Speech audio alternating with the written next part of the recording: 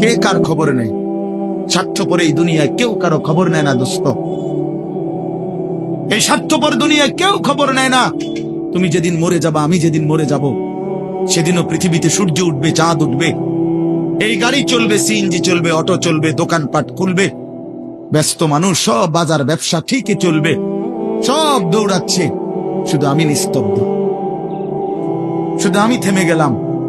আমার হাত আর নড়ে না, পা আর নড়ে না, আমার আর চোখ খুলে না, আমার আর জিন্দিগির কোন স্পন্দন নাই। এরই নাম দুনিয়া, এরই নাম দুনিয়া। বিকাল বেলা যারা জানাজা পড়ছে, এই স্ত্রী ছেলে কাঁদছে সারাদিন বাপের জন্য, স্বামীর জন্য, এই মানুষগুলোই রাত্র 9টায় আবার পাশের বাড়ির থেকে রান্না করে আনছে, এরাই পেট ভরে ভাত খাইতেছে।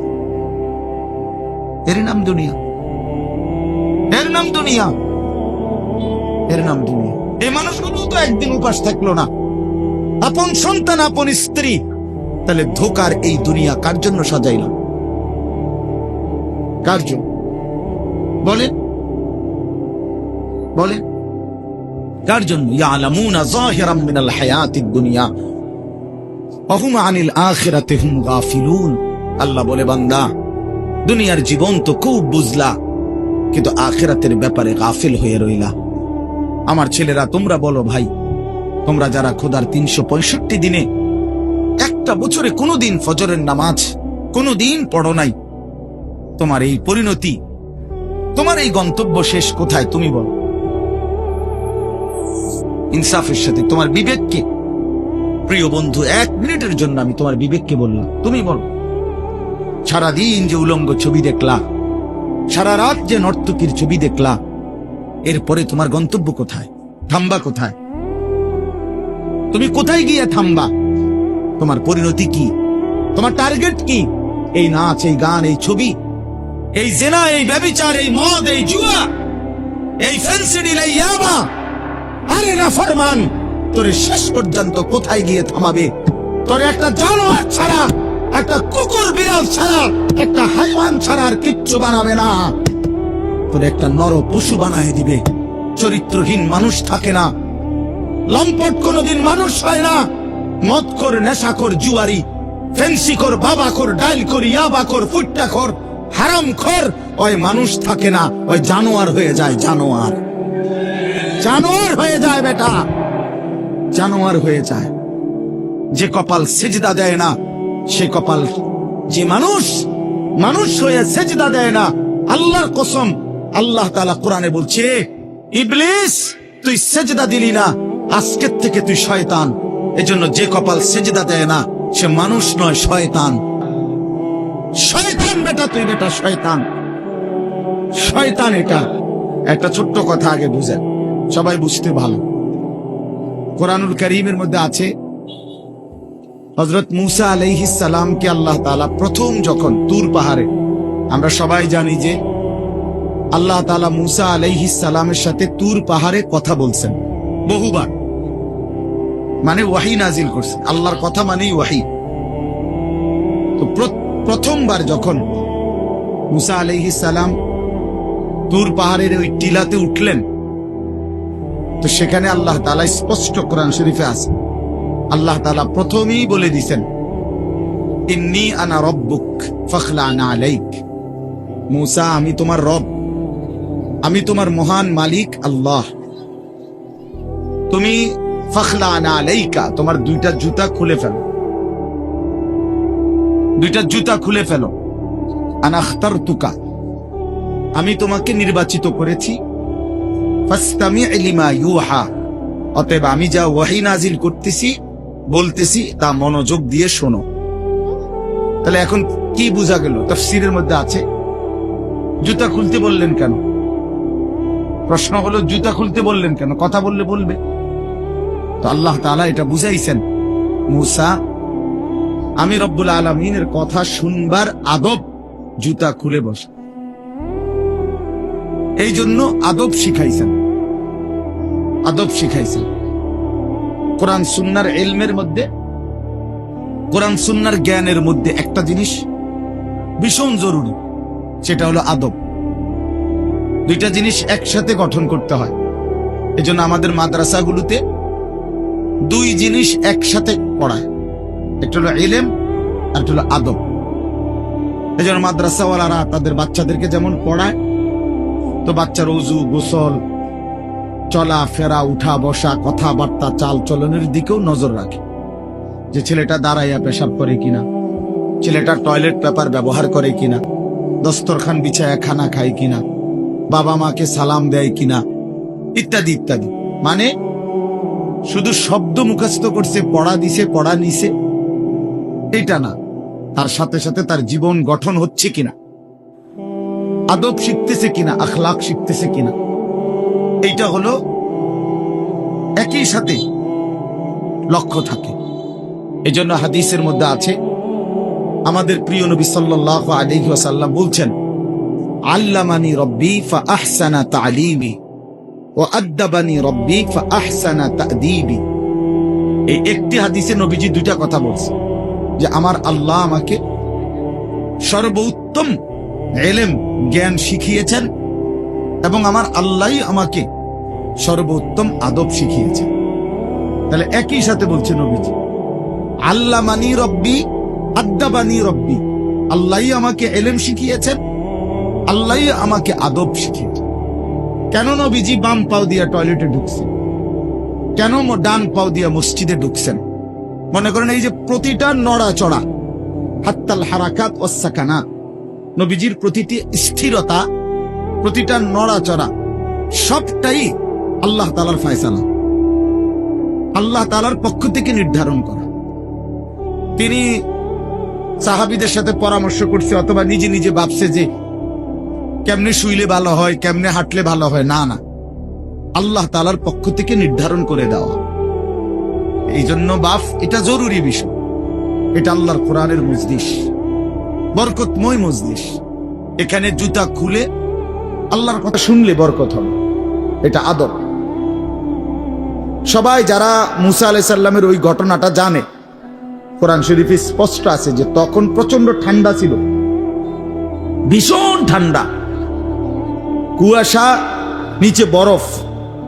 মুসা আলাইহিস সালামের স্ত্রী, ওই যে শুআয়ব আলাইহিস সালামের মেয়ে, যাকে তিনি 10 বছর পরে বিয়ে করে আনতেছিলেন, উনি প্রচন্ড শীতে কাঁপতেছিল। এই সময় মুসা আলাইহিস সালাম একটু আগুনের তালাশে তুর পাহাড়ের ওই টিলার মধ্যে উঠছিলেন। স্ত্রীকে বলছে, ইন্নী আনাস্তু নারা, আমি একটু আগুন তালাশ করে আনি, যদি আগুনটা আনতে পারি তাহলে আগুনের মধ্যে যদি তোমার শরীরে একটু সেঁক দাও, তাহলে গরমটা আর শীতটা একটু কম লাগবে। মানে সে শীতকালে আগুন দিয়ে আগের দিনে খুব ছিল, তাহলে বোঝা গেল এত ঠান্ডা, এত প্রচন্ড শীতে যে কাঁপতেছে। কিন্তু এরপরেও আল্লাহ তাআলা বললেন আগে জুতা খোলো। অথচ এই ঠান্ডার মধ্যে জুতা না খুললে ভালো ছিল, কিন্তু এরপরও আল্লাহর কথা শুনবার আদব, জুতা খুলে শুন। হাদিসের মধ্যে কথা স্পষ্ট আছে, আল্লাহর নবী সাল্লাল্লাহু আলাইহি ওয়াসাল্লাম কখনোই খাবার জুতা পরিহিত অবস্থায় খাইতেন না। জুতা পায়ে কখনোই তিনি খাবার খাইতেন না, বরং জুতা খুলে পিঠ সোজা রাইখা, মাথা নিচের দিকে নোয়াইয়া, 2 হাঁটু উপরের দিকে তুলে বিনয়ের সাথে আল্লাহর নবী সাল্লাল্লাহু আলাইহি ওয়াসাল্লাম খাবার গ্রহণ করতেন। নবীজি নিজে বলতেন, আকুলু কামা ইয়াকুলুল আবদ, একজন গোলাম তার মনিবের সামনে যেরকম বিনয়ের সাথে খানা খায়, আমি আমার মহান আল্লাহ পাকের সামনে এভাবে খানা খাই। ভাইয়া, আদব, আদব অনেক বড় জিনিস। আল আদাবু খাইরুন কুল্লু, আদব পুরাটাই কল্যাণ। রাসূলুল্লাহ সাল্লাল্লাহু আলাইহি ওয়াসাল্লাম বলছেন, মা নাহালা ওয়ালিদুন ওয়ালাদাহু মিন নুহলিন মিন আদাবিন হাসান। তোমরা তো বাংলাটা বুঝলা না, জুতা যেহেতু খুলবা না ভাই, তো বাইরে চলে যাও।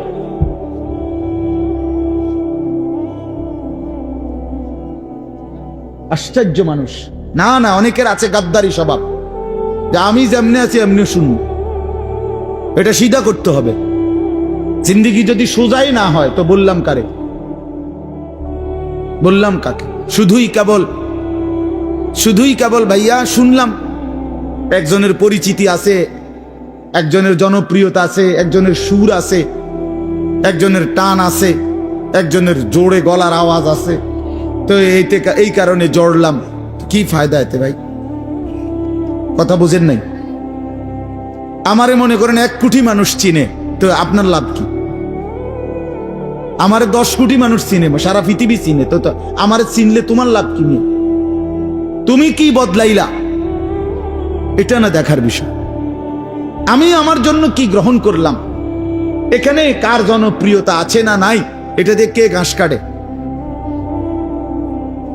জনপ্রিয়তা দিয়ে হয় কি? কিচ্ছু না, কিছুই না। পৃথিবীর জনপ্রিয় অজনপ্রিয় সব মানুষই ভাত খায়, তো আর জনপ্রিয়তার আলাদা ভ্যালু কি? ঘুম যায়, পেশাব পায়খানা করে, তো আর এনে কি আহামরি? কি এটা? কিচ্ছু না, এটা ধোঁকা ছাড়া আর কিচ্ছু না, ধোঁকা। এই জন্য ভাই আমি আবারও অনুরোধ করছি, তোমরা কষ্ট পাইও না, প্যান্ডেলের ভিতরে দাঁড়াইও না। আমি অনুরোধ করলাম, কমপক্ষে প্যান্ডেলের ভিতরে ভাই মাহফিলের যেই যুব সমাজরা আয়োজন করছো ভাই, তোমাদের কাছে অনুরোধ আমার, তোমরা কয়েকজন কমপক্ষে স্বেচ্ছাসেবকের দায়িত্ব পালন করো। যারাই দাঁড়িয়ে আছে তাদেরকে বসতে বলো। এটা ভালো, আজকের জন্য না, সব সময়ের জন্য। হাদিসের মধ্যে আছে হযরত জিবরাইল আলাইহিস সালাম নবীজি সাল্লাল্লাহু আলাইহি সাল্লামের কাছে, শুনতেছেন আপনারা? নবীজির কাছে যখন হযরত জিবরাইল মানুষের আকৃতিতে আসতেন, জিবরাইল আলাইহিস সালাম কখনো কখনো তার মূল আকৃতিতে অদৃশ্যভাবে ওহী নাজিল করতেন, কোরআন।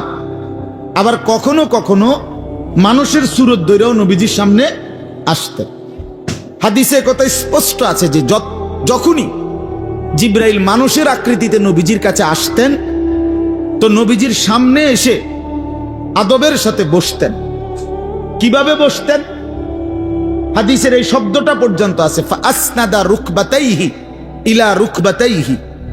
মনে করেন নবীজি এদিকে ফিরা, তো জিবরাইল ওইদিকে মুখোমুখি মুখোমুখি বসতেন, এভাবে যে উভয়ের হাঁটু বরাবর, বুক বরাবর, চোখ বরাবর, এইভাবে মনোযোগ দিয়ে জিবরাইল আলাইহিস সালাম নবী সাল্লাল্লাহু আলাইহি সাল্লামের সামনে বসতেন।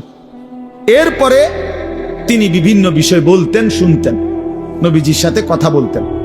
তাইলে আদব এটা। আল্লাহর কোরআনের সামনে, রাসূলুল্লাহ সাল্লাল্লাহু আলাইহি সাল্লামের হাদিসের সামনে সর্বোচ্চ আদবের সাথে বসতে হয়, সর্বোচ্চ। এটা বসা, এটাই নিয়ম। হাদিসের মধ্যে আছে, আরো শুনাই আমি, হাদিসের মধ্যে আছে, হাদিসে কুদসি, কোন নেককার বান্দারা যখন আল্লাহর জিকির, আল্লাহর তেলাওয়াত, আল্লাহর কথা শুনবার জন্য, বসবার জন্য, বলার জন্য বসে, তো এই পুরা মজমা যখন শেষ হয়, তো আল্লাহ ফেরেশতাদেরকে জিজ্ঞেস করে যে আমার এই বান্দাদেরকে কি পুরস্কার দেওয়া যায়? তো তারা বলে, মহান আল্লাহ, আপনার ইচ্ছা। তো আল্লাহ তাআলা বলেন, শুনো, আমার এই প্রিয় বান্দাদের মজলিস যারা বসলো, আমি তাদের সকলকে মাফ করে দিলাম। তো ফেরেশতারা বলে, আল্লাহ, এখানে এমন লোকও আছে যে এমনি আসছিল, দ্বীনি উদ্দেশ্যে আসে নাই, আপনার কথা শুনতে আসে নাই, এমনি বইছিল আর কি। ইন্নামা জা আলি হাজাতিন, ব্যক্তিগত কোনো উদ্দেশ্যে আসছে, তাকেও মাফ করে দিবেন। তখন আল্লাহ তাআলা বলেন হাদিসে কুদসি, হুমুল কওমু লা ইয়াশকা বিহিম জালিসুহুম। এই শব্দটা বুঝাইতে চাই। আল্লাহ তাআলা তখন বলেন, আমার প্রিয় বান্দাদের মজলিস, তো এজন্য হুমুল কওমু লা ইয়াশকা বিহিম জালিসুহুম, এমন কওম, যে কওম, আল্লাহ বলে আমার নেক বান্দাদের মজলিস এমন মজলিস যেখানে যেই বসছে আমি আল্লাহ কাউকে বঞ্চিত করি না, কাউকেই বঞ্চিত করব না, বরং ফেরেশতারা শোনো, আমি সকলকেই মাফ করে দিলাম। তাহলে এইখানে কথাটা কি? যে জালিসুহুম, আমার নেক বান্দাদের সাথে যারা বসছে আমি সকলকে মাফ করে দিলাম। তাহলে বোঝা গেল বসার গুরুত্বটা আলাদা। এই এতগুলো কথা বলার পরে আর আমার পক্ষে আর কিছু বলার নাই এই বিষয়ে। কোরআন সুন্নাহর আলোকে বললাম। এরপরে কোনো বদনসিব যদি নাই বসে, তার কি করার আছে? তার কি মাথার বাড়ি দেওয়া যাবে? কথা বুঝছেন না? কাজেই এরপরে কোনো দুর্ভাগা না বসলে ঠিক আছে। ইসরাফিলের ফু যেদিন দিবে সেদিনও বহু মানুষ গাফেল থাকবে। হাদিসে আছে ইসরাফিলের ফু হবে, পৃথিবীতে ভূমিকম্প শুরু হবে, জমিন কাঁপতে শুরু করবে, আসমান ভাঙতে শুরু করবে, তখনও গাফলতের মধ্যে বহু মানুষ থাকবে।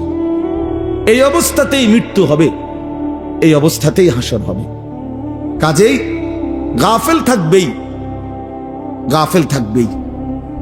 এই জন্য আল্লাহ তাআলা আমাদের প্রত্যেককে আল্লাহর কথা, কোরআন সুন্নাহর কথা মনোযোগ দিয়ে আন্তরিকতা নিয়ে শুনবার তৌফিক দান করেন। এবার আর একটা কথা, ছোট্ট কথা, সেটা হলো ভাই, মেহেরবানি করে প্রত্যেকে এই যাদের হাতে মোবাইল, এই হাতে ধরা এই মোবাইলগুলো নামায় ফেলো। আল্লাহর ওয়াস্তে আমার এই কথাটা রাখো, ভালো হবে। আমি তোমাদের কল্যাণের জন্য বললাম। আল্লাহর ওয়াস্তে এই হাতের মোবাইলটা অল্প একটু সময়ের জন্য আমি অনুরোধ করলাম, এটা নামাইয়া এটা বন্ধ করে দাও। এমনি শুনো, চেহারার দিকে তাকাইয়া শুনলে দোস্ত ভালো হবে, মনোযোগ বাড়বে, দিলে কথা জমে। শুধু মোবাইলটা ধরে রাখলে একটা বড় সমস্যা হলো নিজের অন্তরের মধ্যে জেহানে থাকে এটা যে আমার মোবাইলে উঠতেছে কিনা, সেই জন্য সারাক্ষণ নজর এটার দিকে থাকে। আর একটা মনোবিজ্ঞানীদের একটা কথা হলো, মানুষের অন্তর একসাথে দুই জিনিস ভাবতে পারে না। এটা একটা কি পরীক্ষিত কথা, দিলে একই মুহূর্তে দুই জিনিস ভাবে না। এটা রাইখে তোমারে আরেকটা ভাবতে হবে। তাহলে এখন যেহেতু তোমার ফিকিরে মনোযোগ মোবাইলটাতে উঠতেছে কিনা ঠিক মতো, তাহলে আর নিজের জন্য কিছু গ্রহণ হবে না। মোবাইলে উঠছে ঠিক আছে, সুন্দর, আওয়াজও ক্লিয়ার হয়েছে, পুরা বয়ানটাও উঠছে, তো এরম তো ওয়াজ লাখ লাখ আছে মোবাইল। তো নিজের জন্য কি হলো? আমার দিলের জন্য আমি কি নিলাম? আমার নিজের জন্য আমি কি নিলাম? এই জন্য দোস্ত, এটা জরুরি বিষয়, এটা গুরুত্বপূর্ণ বিষয় যে নিজের জন্য গ্রহণ করা। তু আগার মেয়েরা নিহি বনতা না বন, আপনা তো বন। ভারতীয় উপমহাদেশের একজন বিখ্যাত বুজুর্গ বলছেন, সৈয়দ আবুল হাসান আলী নদভী রহমতুল্লাহ আলাই, হে যুবক, যদি তুমি মানুষের কল্যাণ, সমাজের কল্যাণ, কারো কোনো উপকার যদি করতে নাও পারো, আপনা তো বন, নিজের ভালোটুকু তো করো, নিজের কল্যাণটা তো কমপক্ষে ভাবো, নিজেরে কমপক্ষে সুন্দর বানাও। আমি কে? আমি কোত্থেকে আসলাম? আমারে কে বানাইলো? আমি কোত্থেকে আসলাম? কেন বানাইলেন? আমি ফিরে যাব কোথায়? প্রতিনিয়ত দোস্ত, বন্ধু আমার, বাপ আমার, যে মানুষগুলো কবরে চলে যায়, তাদেরকে কে নিয়ে যাচ্ছে? কেউ তো নিজের থেকে মরতে চায় না, আত্মীয় স্বজনও তো কারো মৃত্যু চায় না, কিন্তু একজন অদৃশ্য মালিক নিয়ে যাচ্ছে। কেন নিয়ে যায়? কেন নিয়ে যাচ্ছেন? কোথায় নিয়ে যাচ্ছেন? এজন্য প্রিয় বন্ধু, বাপ, এটা আমাদের ভাবা উচিত। এতটুকু যে আমি নিজের কমপক্ষে ভাবি, আপনা তো বানা। কোরআনুল কারীমে আল্লাহ বলছে, ইয়া আইয়ুহাল্লাযীনা আমানু আলাইকুম আনফুসাকুম, হে ঈমানদারগণ, মুমিনগণ, তোমরা নিজেকে নিয়ে নিজেকে সাজাও, গড়ো। আলাইকুম আনফুসাকুম, নিজেকে মজবুত করে ধরো, নিজের ভালোটুকু করো, নিজের সৌন্দর্যটুকু বুঝো। কোরআনুল কারীমে আল্লাহ বলছে, ভাইয়া, ওয়ালা তুলকু বিআইদিকুম ইলা তাহলুকা, হে আমার বান্দা, নিজেকে নিজে ধ্বংস করে দিও না, নিজেকে নিজে বরবাদ করে দিও না। একটা মোটর সাইকেল, অনেক ছেলে পেলে, আমি প্রায় সময় বলি, আমার এতটা মায়া লাগে যে হায়, নিজে একটা মোটর সাইকেল এইভাবে চালায়, মনে হয় একটা কুত্তাও এভাবে দৌড়ায় না, এত দ্রুত গতি। আহা সন্তান, অ্যাক্সিডেন্ট করলে তো তোমারই পাওটা ভাঙ্গা যাবে, অ্যাক্সিডেন্ট করলে তোমার মাথাটা ফাইটা যাবে, অ্যাক্সিডেন্ট করলে তুমি তো রক্তাক্ত হয়ে যাবে। এতটুকু ভালো যদি না বুঝে এই পাগল, এই মাতাল, কি পরিমাণ মাতাল, এ কি পরিমাণ মাতাল। খুব জোরে চালাইলে মানুষে দেখবো, মানুষে দেখতে দেখতে তো তুমি গেছো গা, তো কি দেখতো মানুষ? এটা দেখবো কি? তা তুমি দেখবার আগে তো তুমি তো দৌড় দিছো কুত্তার মতো, তো তোমার কি তা চাইতো মানুষ? কি দেখবো এটা? এটা দেখার কি আছে এটাতে? আস্তাগফিরুল্লাহ, আস্তাগফিরুল্লাহ। এরকম অসংখ্য বিষয় আছে যে তুমি যদি মনে করো দিবানিশি চরিত্রহীনতার মধ্যে ডুবে গেলা, উলঙ্গ ছবি, নর্তকীর নাচ, জেনা, ব্যভিচারের দৃশ্য দেখলা সারা রাত সারা দিন মোবাইলে, প্রিয় বন্ধু আমার, ভাই আমার, তুমি একবার ইনসাফের সাথে ভাবো যে এর পরিণতিতে তোমার হালাত কি হবে। তোমার শরীর, তোমার যৌবন, তোমার যৌন শক্তি, তোমার যৌবনের সক্ষমতা, এটা যখন প্রয়োজনের মুহূর্তে হারায় যাবে, তুমি যখন ফকির হয়ে যাইবা, একদিন শরীরের সক্ষমতার অভাবে যখন ধুকে ধুকে কাঁদবা, দুনিয়া তো বেইজ্জতি, আখেরা তো বেইজ্জতি, তো কি হবে সেদিন? কে তোমার খবর নিবে? কে কার খবর নেয়? স্বার্থপর এই দুনিয়ায় কেউ কারো খবর নেয় না দোস্ত। এই স্বার্থপর দুনিয়ায় কেউ খবর নেয় না। তুমি যেদিন মরে যাবা, আমি যেদিন মরে যাব, সেদিনও পৃথিবীতে সূর্য উঠবে, চাঁদ উঠবে, এই গাড়ি চলবে, সিএনজি চলবে, অটো চলবে, দোকানপাট খুলবে, ব্যস্ত মানুষ সব বাজার ব্যবসা ঠিকই চলবে, সব দৌড়াচ্ছে, শুধু আমি নিস্তব্ধ, শুধু আমি থেমে গেলাম। আমার হাত আর নড়ে না, পা আর নড়ে না, আমার আর চোখ খোলে না, আমার আর জিন্দিগির কোনো স্পন্দন নাই। এরই নাম দুনিয়া, এরই নাম দুনিয়া। বিকাল বেলা যারা জানাজা পড়ছে, এই স্ত্রী ছেলে কাঁদছে সারাদিন বাপের জন্য, স্বামীর জন্য, এই মানুষগুলোই রাত্র 9টায় আবার পাশের বাড়ির থেকে রান্না করে আনছে, এরাই পেট ভরে ভাত খাইতেছে। এর নাম দুনিয়া, এর নাম দুনিয়া, এর নাম দুনিয়া। এই মানুষগুলো তো একদিন উপাস থাকলো না, আপন সন্তান, আপন স্ত্রী। তাহলে ধোকার এই দুনিয়া কার জন্য সাজাইলাম? কার জন্য বলেন, বলেন কার জন্য? ইয়ালামুনা যাহিরাম মিনাল হায়াতিদ দুনিয়া ওয়া হুম আনিল আখিরাতি হুম গাফিলুন। আল্লাহ বলে, বান্দা, দুনিয়ার জীবন তো খুব বুঝলা, কিন্তু আখিরাতের ব্যাপারে গাফিল হয়ে রইলা। আমার ছেলেরা, তোমরা বলো ভাই, তোমরা যারা খোদার 365 দিনে একটা বছরে কোনোদিন ফজরের নামাজ কোনোদিন পড়ো নাই, তোমার এই পরিণতি, তোমার এই গন্তব্য শেষ কোথায়? তুমি বলো ইনসাফের সাথে। তোমার বিবেককে, প্রিয় বন্ধু, 1 মিনিটের জন্য আমি তোমার বিবেককে বললাম, তুমি বলো সারাদিন যে উলঙ্গ ছবি দেখলা, সারা রাত যে নর্তকীর ছবি দেখলা, এরপরে তোমার গন্তব্য কোথায়? থামবা কোথায়? তুমি কোথায় গিয়ে থামবা? তোমার পরিণতি কি? তোমার টার্গেট কি? এই নাচ, এই গান, এই ছবি, এই জেনা, এই ব্যভিচার, এই মদ, এই জুয়া, এই ফেন্সিডিল, এই ইয়াবা, আরে না ফরমান, তোরে শেষ পর্যন্ত কোথায় গিয়ে থামাবে? তোরে একটা জানোয়ার ছাড়া, একটা কুকুর বিড়াল ছাড়া, একটা হাইওয়ান ছাড়া আর কিচ্ছু বানাবে না। তোরে একটা নর পশু বানায় দিবে। চরিত্রহীন মানুষ থাকে না, লম্পট কোনোদিন মানুষ হয় না। মদখোর, নেশাখোর, জুয়ারি, ফেন্সিখোর, বাবাখোর, ডাইলখোর, ইয়াবাখোর, ফুট্টাখোর, হারামখোর, ওই মানুষ থাকে না, ওই জানোয়ার হয়ে যায়। জানোয়ার, জানোয়ার হয়ে যায় বেটা, জানোয়ার হয়ে যায়।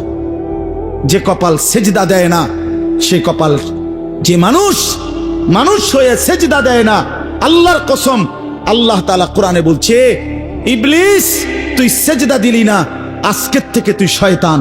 এজন্য যে কপাল সেজদা দেয় না, সে মানুষ নয়, শয়তান। শয়তান বেটা, তুই বেটা শয়তান, শয়তান। এটা এর আগে কোনদিন ইবলিসকে শয়তান বলতো? কোন দিন থেকে বলছে? যেদিন থেকে সে সেজদা দেয় না। কথা বলেন না কেন?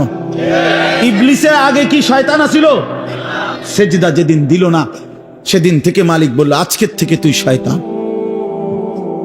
ইবলিস যেদিন সেজদা দিল না, সেদিন আল্লাহ বলল, ফখরুজ ফাইন্নাকা রাজিম, বের হ, আজকের থেকে তুই রাজিম, অভিশপ্ত, মালউন, অভিশপ্ত, রাজিম। আল্লাহ বলছে, ওয়া ইন্না আলাইকা লানাতা ইলা ইয়াউমিদ্দিন। ইবলিস তুমি সেজদা দিলা না, মনে রেখো আজকের থেকে কিয়ামত দিবস পর্যন্ত তোর উপরে আমি আল্লাহর লানত। এজন্য বেনামাজি তোর উপরে আল্লাহর লানত, তোর উপরে আল্লাহর লানত, তোর উপরে খোদার গজব। আর আল্লাহর লানত যার উপরে, সে সুখ পায় না। ওই মালিকের সাথে গাদ্দারি করে সুখ মিলে না। খবর নিয়ে দেখো, তুমি না জানলে আমি জানি। জিন্দিগির আজ 21 বছরের এই ওয়াজের জীবনে কত শত মানুষ জীবনের কত দুঃখ বেদনা আমরা তো শুনি না। আমরা কাছে দোয়া চায় না। কোন হারামখোর, কোন সুদখোর, কোন ঘুষখোর, কোন বেপর্দা নারী, কোন বেহায়া নারী, কোন মদখোর জুয়ারি, কোন নারীর সাথে অবৈধ সম্পর্ক স্থাপনকারী পুরুষ কিংবা নারী, আল্লাহর কসম সুখে নাই। সুখ মিলে না। নোনা জলে তৃপ্তি হয় না। যে পানি লবণাক্ত ওই পানি তৃষ্ণা মিটায় না। অতএব গুনাহ তৃষ্ণা মিটায় না। গুনাহ কাউকে তৃপ্তি দিতে পারে না। আল্লাহর নাফরমানি কাউকে সুখ দিতে পারে না বন্ধু। আল্লাহ কোরআনে বলছে, ওয়াদারু যাহিরাল ইসমি ওয়া বাতিনা। আমার বান্দা, প্রকাশ্য গুনাহ ছেড়ে দাও, গোপন গুনাহ ছেড়ে দাও। আল্লাহ বলছে, ওয়ালা তাকরাবুল ফাওয়াহিশা মা যাহারা মিনহা ওয়া মা বাতান। আল্লাহ বলছে, বান্দা প্রকাশ্যে কিংবা গোপনে কোন অশ্লীলতা, বেহায়াপনা, অসভ্যতার কাছেও যেও না। আল্লাহ বলছে, ওয়ালা তাকরাবুজ জিনা। জিনা, ব্যভিচারের কাছে, নারীর সাথে অবৈধ কোন রকম সম্পর্কে যেও না বান্দা। ইন্নাহু কানা ফাহিশা, এটা বড় বেশি অশ্লীলতা। ওয়াসাআ সাবিলা, এটা বড় মন্দ পথ। হায় যুবক, ভুল করে না। ওই নারীর ফাঁদে একদিন তোমারে সে জাহান্নামে পৌঁছায় দিবে, একদিন তোমারে কবরে পৌঁছায় দিবে। সে তোমারে সুখ দিবে না। চরিত্রহীন নারী সুখী হয় না। যার নিজের সুখ নাই তে তোমারে কি সুখ দিবে? সুখ দিবে কিভাবে? সিনেমার নর্তকী সুখ দিবে কিভাবে? সে নিজে তো সুখে নাই, সে তো সুখে নাই। এই জন্য এটা জরুরি না।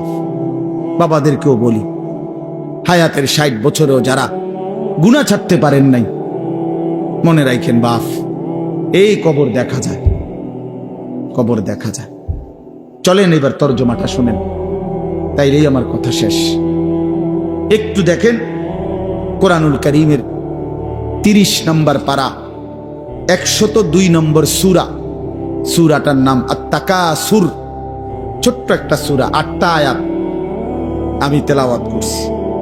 এই ছোট্ট সূরাটার তরজমা বলেই আমি আমার কথা শেষ করে ফেলবো ইনশাআল্লাহ। আল্লাহ তাআলা আমাদেরকে তৌফিক দান করে। এই সূরাটার একটা ছোট্ট প্রেক্ষাপট আছে, কেন নাজিল হলো। এটারে আরবিতে শানে নুজুল বলে। অর্থ হলো, শানে নুজুল হলো কেন নাজিল হলো সূরাটা। রাসূলুল্লাহ সাল্লাল্লাহু আলাইহি ওয়াসাল্লামের জামানায় মক্কায় কুরাইশ বংশের লোকেরা, নবীজির বংশের নাম হলো কুরাইশ বংশ নাকি। এই কুরাইশ বংশের মধ্যে আবার ছোট ছোট গোত্র ছিল। এই ছোট গোত্র, মনে করেন আমার দাদা তো প্রথম, ধরে নিলাম আমগো এই বাড়ি, মনে করেন আমার দাদা ছিল প্রথম, দাদা বাড়িটা বাঁধছে, কথার কথা। তো এখন আমার দাদার 4 ফুট, মানে আমার বাপ চাচারা 4 জন। তো আগে তো দাদার সাথে বাপ চাচারা 4 জন একসাথেই ছিল। তো দাদা মরে গেল, এখন বাপ চাচাদেরও সংসার বড় হয়ে গেল। ফলে এখন সবাই আবার আলগা আলগা আরো জায়গা জমি কিন্না ডাইনে বামে গদ্দুয়ার করছে, আরো বাড়িঘর বাড়ছে। এখন চাচার বাড়িও আলাদা নামে পরিচয়, জেডার বাড়িও আলাদা নামে পরিচয়, আমগো বাড়িটাও কি আলগা নামে পরিচয়, এমন আছে না। এই আর কি। তো প্রথমত তো বড় বংশটা পুরাটার নাম হলো কুরাইশ, কিন্তু এরপরে আবার এর অধীনে ধীরে ধীরে ছোট ছোট আরো গোত্র ছিল, আরো বংশ ছিল। এই যে ছোট বংশ যেগুলো ছিল, এরা প্রতিনিয়ত, এদের একটা বদভ্যাস ছিল যে এরা নিজেদের মধ্যে অবসর পাইলেই নিজেদের ক্ষমতা, প্রভাব, প্রতিপত্তি, অর্থ সম্পদ, স্ত্রী পরিজন, সন্তানাদি, বংশধর, কার কদ্দুর কত বেশি দুনিয়া, এই নিয়ে নিজেদের মধ্যে বড়াই করত, প্রতিযোগিতা করত, তর্কাতর্কি করতো আর কি। হ্যাঁ, নিজেদের মধ্যে বিতর্ক করত। আমার চাচা এই, আমার জেডা এই, আমার মামা এই, আমগো বাড়িতে এত আছে, টাকা এত, বাড়ি এত, জায়গা এত, জমি এত, তোরার কিতাবেডা। এগুলো আমাদের মধ্যে হয় না এমন? এর ওরা প্রচন্ড ভাবে এইটা নিয়ে বিতর্ক করত। অর্থ সম্পদ এবং ক্ষমতা, প্রভাব, প্রতিপত্তি এবং বংশধর নিয়ে নিজেদের মধ্যে গর্ব এবং অহংকার করত, প্রতিযোগিতা করত, কার কত বেশি দুনিয়া দুনিয়া। তো এটা তাদের একটা অভ্যাস ছিল। এর মধ্যে দুইটা গোত্র, বনু আব্দে মানাফ এবং বনু সাহাম, ওই কোরাইশের শাখা, এই দুইটা গোত্রের নাম। একদিন তারা এই দুই গোত্র প্রচন্ড তর্কে লাগছে, কার বংশ বড়, কার সম্পদ বেশি, কার ক্ষমতা বেশি কইতেছে। এরা একবার কয়, এরা একবার কয়। এই বলতে বলতে যার জের বড়ত্ব, দুনিয়ার অহংকার, দুনিয়া বাড়ানোর এই নেশা বুঝাইতে বুঝাইতে এক পর্যায়ে ওই বনু সাহাম একটা গোত্র, তারা বনু আব্দে মানাফ এই পরিমাণ বলছে যে তারা হিসাব করছে যে আমগো কইমা যাইতে আছে, মানে এরা হাইরা যাবে হিসাবে, এরার থেকে মানে হিসাব দিতে গিয়া আর মিলাইতে পারতেছে না, এগো বাইরে গেছে। এই তখন এরা এই বনু সাহাম এই গোত্র কইল কি অগরে, এ দিগাও, কই কবরস্থানে আসো। কোথায়? কবরস্থানে আসো, আসো কবরস্থানে। কবরস্থানে কি আসো না? তা আইসা এবার কবরস্থানের সামনে আইসা তাগো ওই মুর্দা যারা কবরে তাগো বংশের এবারে এই হ্যাগো হিসাব দিয়ে আইতেছে। এই বেটা আমার চাচা মরলে কি হইছে, চাচা কি আছিল তুই জানোস বেটা? আমার দাদা মরলে কি হয়েছে বেটা? হ্যাঁ, আমার দাদার ভয়ে দাদা নিজে কাঁপতো বেটা। তার মানে এবার অহংকার করতে করতে দুনিয়ার বড়াই বুঝাইতে বুঝাইতে জীবিত দিয়ে আর হিসাব না মিলাইতে পাইরা কই গিয়া পড়ছে? কবরস্থানে গিয়া পড়ছে। এদের এই মন্দ আচরণ আল্লাহ তাআলা নারাজ হয়ে আল্লাহ তাআলা তখন এই আচরণের কারণে কোরআনুল কারীমের এই সূরাটা নাজিল করছেন। 102 নম্বর সূরা আত-তাকাসুর নাজিল করে আল্লাহ বললেন, হায় বান্দা কি করছো, করছোটা কি? এইনি কাজ ছিল, এইনি কথা ছিল তোমাদের। দুনিয়া বাড়ানোর নেশা, দুনিয়ার প্রতিযোগিতা, সম্পদ, বংশধর, এই গর্ব, এই বড়াই, এই হিসাব তোমাদেরকে ডুবাইয়া দিল, আখিরাত তো ভুলাইয়া দিল। এই তখন আল্লাহ তাআলা বলেন, কি বলেন শুনেন, আলহাকুমুত তাকাসুর। আলহাকুম এই শব্দের দুইটা অর্থ, শাগালাকুম ও আনসাকুম। আল্লাহ তাআলা বলেন, হায় আলহাকুম তোমাদেরকে ব্যস্ত করে ফেললো দুনিয়া, আর আনসাকুম আল আখিরা তোমাদেরকে আখিরাত ভুলাইয়া দিল। তোমরা কবর ভুলে গেলা, হাসর ভুলে গেলা, পরকালের হিসাব ভুলে গেলা, আখিরাত ভুলে গেলা, আর দুনিয়ার মধ্যে ডুবে গেলা। কি কারণে ডুবলা? কি কারণে আখিরাত ভুললা? আত-তাকাসুর এই বাড়ানোর প্রতিযোগিতা, অর্থ সম্পদ, ক্ষমতা, বংশধর, টাকা পয়সা, মাল দৌলত, এগুলো বাড়ানোর নেশা তোমাদেরকে আখিরাত ভুলাইয়া দিল আর দুনিয়ার মধ্যে ডুবাইয়া ফেললো, ব্যস্ত করে ফেললো। হাত্তা জুরতুমুল মাকাবির। আল্লাহ বলেন, হায় বান্দা এক পর্যায়ে কবরস্থানেই পৌঁছে গেল। এর ডাইরেক্ট কথা, শেষ পর্যন্ত কবরস্থানে চলে গেলা। অহংকার করতে করতে, বড়াই করতে করতে, দুনিয়া সাজাইতে সাজাইতে, দুনিয়া মিলাইতে মিলাইতে। এ কথার দুই অর্থ। এবার এক হলো সরাসরি ওদেরকে বলছে কাজটা তোমরা ভালো করলা না, আরেকটা হলো আমাদের সবাইকে বলছে, আমার বান্দারা তোমরা যারা এই পরিমাণ দুনিয়া নিয়ে ব্যস্ত হইলা, দুনিয়া সাজাইতে লাগলা, যে এক পর্যায়ে এই দুনিয়া সাজাইতে সাজাইতেই হাত্তা জুরতুমুল মাকাবির, কবরে পৌঁছে গেলা, একদিন মরে গেলা, অথচ আখিরাতের কোনো পুঁজি নাই, কবরের কোনো সামান নাই। কামটা কি করলো? কামটা কি করলো? কাজটা কি করলা বান্দা? কি করল? হায় বান্দা 60 বছর বয়স, আজও আখিরাতের পুঁজি কই? 30 বছর, আজও আখিরাতের পুঁজি কই? এরই মধ্যে তো একদিন কবরেই পৌঁছে যাবা। কবরেই এই যে দেখেন কবরবাসীদের রুহের মাগফিরাত কামনায় মাহফিল। আমি এই জন্য এই আয়াত পড়ছি। পুরা কোরআনুল কারীমের মধ্যে এই একবারই কবর এই শব্দটা আছে এই সূরার মধ্যে একমাত্র। হাত্তা জুরতুমুল মাকাবির, এই কবরস্থান, কবর, এই কথাটা কোরআনের এই সূরাতেই আছে। আল্লাহ তাআলা বলেন, বান্দা দুনিয়ার লোভে ডুবে আখিরাতকে ভুলে তুমি বাড়ানোর নেশা, তোমার প্রতিযোগিতা, আরো চাই, আরো চাই, আরো চাই, আরো চাই। এটা তো একদিন তোমার কবরস্থানেই পৌঁছায় দিল, কবরস্থানে পৌঁছায় দিল। আমার বাপ, আমার বন্ধু, আমার জওয়ান সাথী, সবাই নিয়ে ভাবি, আমিও আপনিও ইনসাফের সাথে। দুনিয়া আমারে কি পরিমাণ ব্যস্ত করে দিল। 60 বছরের বয়স্ক মানুষ, 70 বছরের বয়স্ক মানুষ, হিসাব শুধুই দুনিয়া, হিসাব করতেছে এখনো দুনিয়া। দুনিয়া মিলছে খুশি, দুনিয়া মিলে নাই খুশি নাই। যখন দুনিয়া মোটামুটি ঘুষাইতে পারছে তৃপ্ত, আর দুনিয়া ঘুষাইতে পারে নাই অতৃপ্ত। অতৃপ্ত অসংখ্য মানুষকে শুনবেন দুনিয়া ঘুষায় ফেলছে। 3টা ছেলে বিদেশ পাঠাইছি হুজুর, 4টা মেয়ে বিয়ে দিছি, বাড়িতে একটা বিল্ডিং করছি, 4টা রুম, ভিতরে 2টা বাথরুম, আল্লাহর রহমতে রাস্তার লগে কুদ্দুর জায়গা কিনছি, ব্যাংকেও কিছু টাকা পয়সা জমছে, বাজার সদাই কইরা খাইয়া পইরা আল্লাহর রহমতে আমনগো দোয়ায় 10 জনের দোয়ায় ভালো আছে, খালাস জিন্দেগি মিলে গেছে, জীবনের টার্গেট অর্জন হয়ে গেছে। চাচা চাচা তৃপ্ত, 60 বছরের বয়স্ক বাবা তৃপ্ত হয়ে গেছে, তার পৃথিবীতে আসার উদ্দেশ্য অর্জন হয়ে গেছে। পৃথিবীতে আসছিল ফোলা বিদেশ পাঠাইছে, পৃথিবীতে আসছিলেন মেয়ে বিয়ে দিতে, মেয়ে বিয়ে দিছে। দুনিয়ায় আসার 60 বছরের একটা টার্গেট ছিল, একটা বিল্ডিং করবে, বিল্ডিংটা হইছে আলহামদুলিল্লাহ। আর তো চাচা কবর, হাসরের ময়দান, ফুলসেরাত, মিজান, আমল নামা, জান্নাত জাহান্নাম, এগুলো কার জন্য? এগুলো কার জন্য? এগুলো কার জন্য? কই সেগুলোর কথা দিয়ে বললেন না?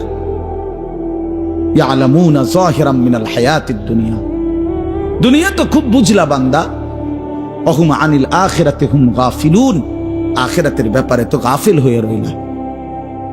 যুবক ছেলে, তোমাদের হালাত কি? তোমরা মনে করছো তোমাদের লজ্জাস্থানের যৌনতার একটা শাহওয়াত আছে, চাহিদা আছে, এই চাহিদাটা যদি পূরণ হয়, নারী, ছবি, বন্ধুদের অসৎ আড্ডা, মোবাইলের অশ্লীল ছবি, এই জেনা ব্যভিচারের যে কোনো সুযোগ কিংবা কোনো অসভ্যতা নোংরামির কোনো সুযোগ পাইছ, জীবন উপভোগ করতেছ, খালাস খালাস। কোথায় নামাজ, কোথায় আখেরাত, কোথায় মৃত্যু, কোথায় কবর? আহা বাফ, কিছুই মনে করাইল না, কিছুই মনে করাইল, কিছুই মনে করাইল। এরই নাম জিন্দিগি, এরই নাম মুসলমান। এখানেই জীবনের সমাপ্তি, আর কিছু নাই। কবর বলতে কিছু নাই, আখিরাত বলতে কিছু নাই। আল্লাহ তাআলা বলেন, বান্দা আল্লাহকুমুত তাকাসুর, আহা বান্দা, দুনিয়ার নেশা তো তোমাদেরকে ভুলায় দিল আখিরাত। হাত্তা জুরতুমুল মাকাবির, এরই মাঝে তো একদিন কবরেই পৌঁছে গেলা। একদিন কবরে পৌঁছে তুমি তো উপলব্ধি করবা, কাল্লা সাউফা তা'লামুন সুম্মা কাল্লা সাউফা তা'লামুন। আল্লাহ তাআলা বলে, বান্দা শোনো, সাবধান, কাজটা ভালো করলা না, দুনিয়ায় ডুবে গেলা, আখিরাত ভুলে গেলা। সাউফা তা'লামুন 2 বার বলছে একটা কথা আল্লাহ, অল্প সময়ে তুমি জানতে পারবা, অল্প সময়ে তুমি জানতে পারবা। তাফসীরের মধ্যে লিখছে 2 বার কেন বলল আল্লাহ? আল্লাহ বলেন, হে নাফরমান বান্দা, তোমারে আমি একবার কবরে আযাব দিয়া বুঝাবো তোমার এই নাফরমানির পরিণতি কি, আরেকবার হাসরে নিয়া জাহান্নামের আযাব দিয়া বুঝাবো তোমার এই নাফরমানির পরিণতি কি। তুমি সেদিন বুঝবা বান্দা, আমার কবর কি, আমার আখিরাত কি। রাসূলুল্লাহ সাল্লাল্লাহু আলাইহি ওয়াসাল্লাম বলেন, নাফরমান যখন কবরের প্রশ্নের জবাব দিতে পারবে না, তো আল্লাহ তাআলার পক্ষ থেকে ফেরেশতাদেরকে বলবে, আফরিশুহু মিনান নার ওয়ালবাসুহু মিনান নার ওয়াফতাহু লাহু বাবান ইলান নার। আমার বান্দার কবরের মধ্যে জাহান্নামের বিছানা বিছিয়ে দাও, জাহান্নামের পোশাক পরিয়ে দাও, জাহান্নাম বরাবর দরজা খুলে দাও। ফেরেশতারা এই 3টা কাজ করে এই ফেরেশতারা সরে যাবে। আল্লাহর নবী সাল্লাল্লাহু আলাইহি সাল্লাম বলেন, কবর তখন তাকে একটা চাপ দিবে, এই চাপে এই ব্যক্তি ডান পাশের মাটি বাম দিকে, বাম দিকের মাটি ডান দিকে, এইভাবে আইসা চাপ মারবে। আল্লাহ রাসূল বলে, ডান পাশের হাড্ডি, পাঁজরের এই সাটনার হাড্ডি ভাঙ্গা বাম দিকে ঢুকে যাবে, বাম দিকের গুলো ডান দিকে। উদাহরণ দিয়ে বুঝাইছে নবী, হাত্তা তাখতালিফা আদলাউহু, এভাবে দুই আঙ্গুল যেমন একটা আর একটার মধ্যে ঢুকে যায়, হাড্ডি পাঁজরের গুলো এইভাবে একটা আর একটার সাথে ঢুকে যায়। আল্লাহ নবী সাল্লাল্লাহু আলাইহি সাল্লাম বলেন, ওয়া ইউকাইয়াদু লাহু মালাকুন আবকামু ওয়া আসাম্মু ওয়া আ'মা। তার কবরে এরপরে নাফরমানের কবরে একজন ফেরেশতা পাঠানো হবে।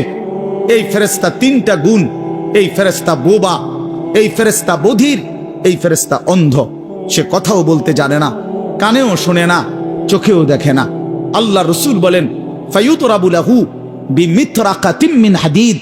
এই ফেরেশতা তখন তাকে লোহার গুর্জ, লোহার হাতুড়ি দিয়ে নাফরমানের বারবাতান বাইনা উযুনাইহি, দুই কান বরাবর মাঝখানে আঘাত করবে।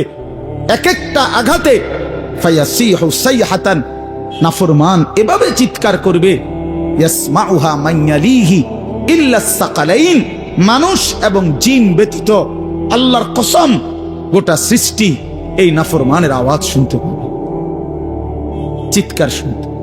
দোস্ত আমার, বন্ধু আমার, ছেলেরা আমার, জিন্দেগি বড় বেশি রঙিন মনে করছো তোমরা। 18,000 টাকার একটা মোবাইলের কাছে হেরে গেলাম মুসলমানের ছেলে। মাত্র 20,000 টাকা দামের একটা মোবাইলের কাছে এত সুন্দর জীবন শেষ করে দিল। ভুল করে না, ভুল। অল্প টাকায় বেচা গেল, অল্প কয়টা টাকায় হারিয়ে গেল। বেঈমান তোমারে হারায় দিল। ইহুদি, খ্রিস্টান, নাস্তিক, মুরতাদ একটা নারীর উলঙ্গ ছবি অথবা অর্ধ উলঙ্গ ছবি দিয়া, যারে তুমি ধরতেও পারো না, ছুঁইতেও পারো না, শুধু ছবি দেখাইয়ে তোমারে শেষ করে দিল। তোমার দুনিয়াও নষ্ট করে দিল, আখিরাতও নষ্ট করে দিল।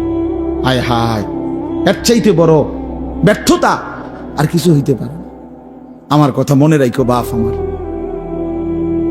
প্রিয় বন্ধু আমার, সন্তানরা আমার, ছেলেরা আমার, ভাই আমার, যুবক, আমি যদি আর কোনোদিন বলতে নাও পারি, এই একবারই বললাম,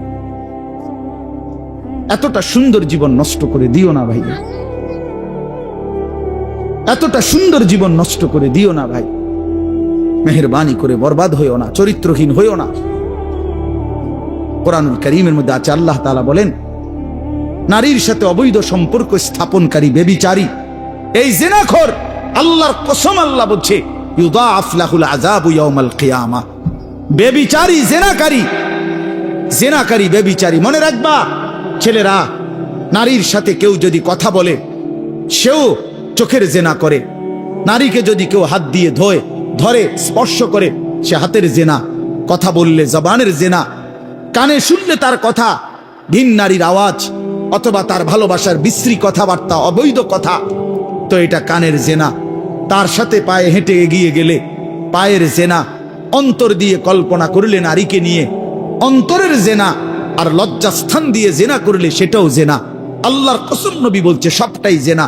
চোখেরটাও জেনা, হাতেরটাও জেনা, পায়েরটাও জেনা, দিলেরটাও জিনা, মুখেরটাও জিনা, শব্দটাও, আবার লজ্জাস্থানেরটাও জিনা।